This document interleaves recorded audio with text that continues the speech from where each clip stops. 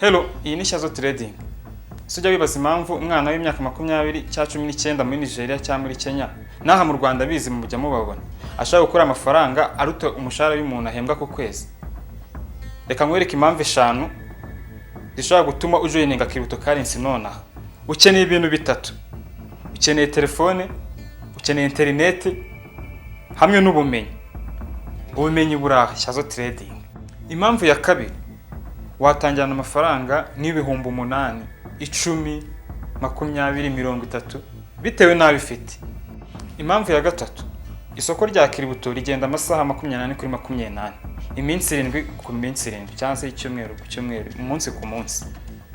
Bivuze ngo ubaye uri mu rugo uri gukora uturimo, uri guteka, uri gukora iki, uryamye usinziye, waba uri gukora iki, uri gukora trading. Ni ibintu byiza cyane. Impamvu ya kane, ahangaha muri cryptocurrency amafaranga akura vuba cyane. Urugero rworoshye cyane. Reka dufate urugero nka Bitcoin. 2020 mu kwa mbere Bitcoin yari iri ku mafaranga 7,000. Mu mpera zako 2020 mu kwa 12 isoheza ku 29. Ariko ubu ngubu 2026 igeze ku 92,000. Mwige vuba iby'amafaranga biriho. Nta handi bigira kuri Shyazo Trading. Impamvu ya gatanu, crypto nejo hazaza amafaranga. Urugero rworoshye, isi iri kuva ku mafaranga yanga twiba dukoresha y'ibipapuro guciki hano ngo cash ijya ku iki kwikorana buhanga.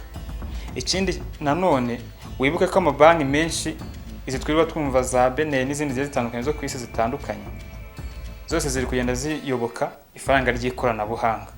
Ujya muri crypto uyu munsi aba yinjiye mu bukire bw'ejo hazaza. Niba wakunze iyi video, kora subscribe, like na share na comment tujye tubana umunsi ku munsi aha niho twigira crypto.